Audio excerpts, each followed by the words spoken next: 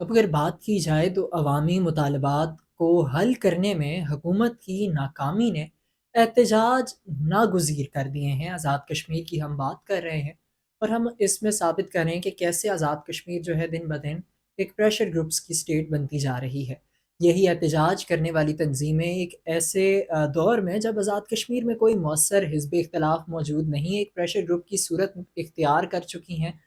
جو اپنے ہر بات احتجاج کے ذریعے منوانا چاہتی ہیں اور منوا بھی لیتی ہیں حکومت سے۔ ہمارے پاس متعدد اگزامپلس ہیں، اور اگر حکومت عوامی مطالبات کو سنجیدگی سے لیتی تو شاید ریاست کو اس طرح کی جو ایک طرح کی ہم انارکی کہہ سکتے ہیں دشواریوں کا سامنا نہ کرنا پڑتا۔ اس کے برعکس احتجاج پریشر گروپوں کے لیے ایک طے شدہ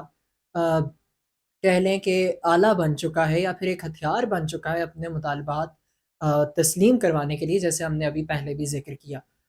ایسے میں اب سوال یہ اٹھتا ہے، کیا آگے بڑھنے کا یہی واحد راستہ ہے؟ اپنے مطالبات حکومت سے منوانے کا یہی راستہ ہے؟ اب حکومت کو مزید احتجاج روکنے کے لیے عوامی رائے اور مطالبات کو ترجیح دینی چاہیے، اور فی الفور عوامی مطالبات کو ایڈریس کرتے ہوئے ان کا حل نکالنا چاہیے۔ اس وقت تک ہم زندگیوں کو متاثر ہوتے دیکھ چکے ہیں احتجاجوں کی وجہ سے، اور جو بھی سیکٹر احتجاج کا سامنا کرتا ہے اس کی وجہ سے نہ صرف وہ سیکٹر متاثر ہوتا ہے، بلکہ جو شعبۂ زندگی ہیں، مختلف شعبۂ زندگی، وہ بھی ان احتجاجوں کی وجہ سے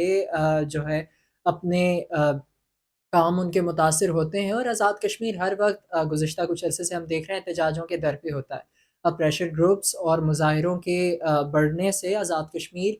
کی سیاست اور استحکام کو بھی خطرہ لاحق ہے۔ اگر ریاست اپنی ریٹ نافذ کرنے کے لیے، ہم یہ سپوز کرتے ہیں کہ اگر ریاست اپنی ریٹ نافذ کرنے کے لیے کوئی ایکشن لیتی ہے یا اپنے اختیارات کا استعمال کرتی ہے، تو جانوں کے ضیاع کا خطرہ بھی اس ایسے میں موجود رہتا ہے۔ حکومت کو چاہیے کہ عوامی مسائل کو بات چیت کے ذریعے حل کرے، اور مسائل کو فوری حل کرے،